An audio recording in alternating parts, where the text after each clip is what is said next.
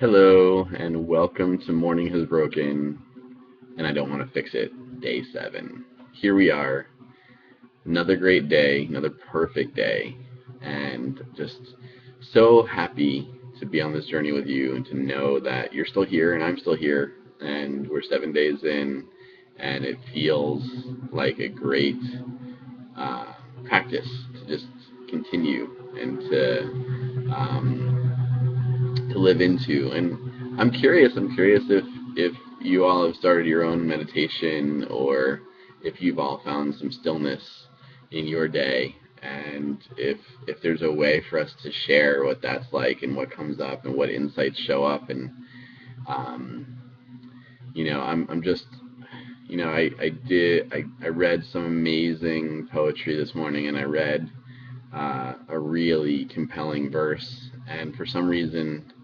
um, the specifics around that are not bubbling up in a way that makes me want to share that. What I do want to share is that I believe it's really important for us to do something childlike at least once a day, and to really embrace what it means to be light. And by light, I mean not just light in affect. Um, I also mean light in knowing that we are light and that's all we are. And that's when we know we're being our authentic selves, is when we can feel the glow of the light that is us in every cell of our bodies. And yesterday there was a big strong showing of that. And whether I was playing a game called Beersby, where I don't drink much, but you're holding a beer bottle or some sort of bottle with one hand, and you're catching a frisbee with another, or catching a beer bottle that is knocked off of a platform with another. And it was just amazing to be in that energy with such great friends, and these friends are world changing friends. So, I mean, not only do we get to, kind of talk about the shifts we help co create in the world, yet and we get to enjoy a game of beers, be together, and celebrate regularly. So I just I can't say enough about what it means to just taking time to be a child and to celebrate as if everything is a surprise. I'm so blessed. I mean, I I experienced a huge surprise, and sort of a confession here is that I consumed my first s'more last night. I've never been a big marshmallow person. I can tolerate, I can accept. Let's go for acceptance here. So I can accept the small marshmallows that come in a pre-made cup of hot cocoa, or a pre-mixed cup of hot cocoa. Um, Yet I never allowed myself to take a roasted marshmallow, put it between two pieces of graham cracker and a piece of chocolate. And yesterday I had a moment of vulnerability followed by a moment of ecstasy, in tasting this morsel that I hadn't allowed into my life for 39 years. So, yeah, and I feel like that's what we get to do on this planet. We get to um, celebrate celebrate the little things because they're not so little. I don't mean to to under emphasize what it means to have had my first s'more ever. I mean, there's part of me that probably has been denying my inner child for a really long time, and for that guy to show up and to know that he was still there, um, pretty significant. So I'm just ecstatic to know that he's still there. I missed him. I missed being this guy, and I feel like this whole process, the whole morning is broken and I don't want to fix it process, has really opened me up and set the stage for a great introspection and a great exploration of all these things that I want to just share with you all, and without much of a filter. So here I am in my raw, um, just being and letting you know how amazing the small things are, to the point where they're just not so small.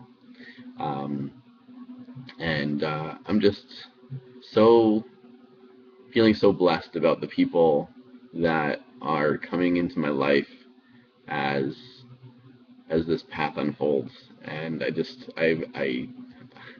experience so much gratitude, and here's the part for me that's becoming less and less of a challenge. I'm not going to give it any quote unquote negative energy, um, but what's really challenged me over time has been feeling like I deserve this much happiness. And I'll tell you that, like, I woke up and I still smiled, and I still embraced the happiness that was me, not just inside of me. Like, I was happiness. I am happiness. And to breathe that in, and then to exhale, and to still feel it, and to allow myself to feel like I actually deserve it. Holy cow. Holy cow.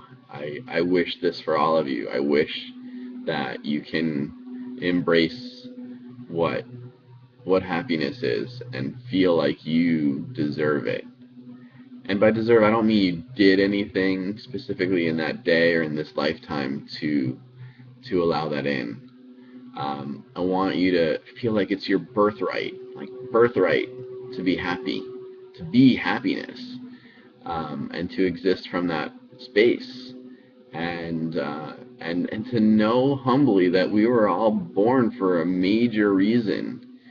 And I was just saying this last night with a dear person in my life, and I just said, I wonder what would happen if all the books that kids got in early elementary school, every single instruction, every single page on every single book said, just be you, and know that that's more than enough. You don't have to try to be anyone else, and just be the best you know how to be, and embrace it and love it, and know that trust that it's going to be loved too.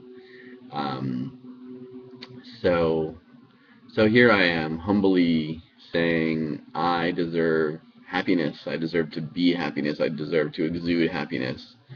And I hope you feel the same way. I often pray and think to myself, I wish people could experience the world through my eyes and feel it through my heart, because it's really wide open, and it's a really powerful love that's coming through, and I feel like a lot of amazing shifts can happen in the world that can create an active peace where this happiness, it just takes over, above and beyond feeling like we deserve it based on something that we did. It's just something that is present, and that is here, and that we celebrate. So on that note, I love you all. I'm really blissed out right now, and I hope that the technological struggles, challenges that happened this morning created just the perfect addition, and that it was worth waiting for. So I love you all. Thank you so much. Talk to you tomorrow. Bye.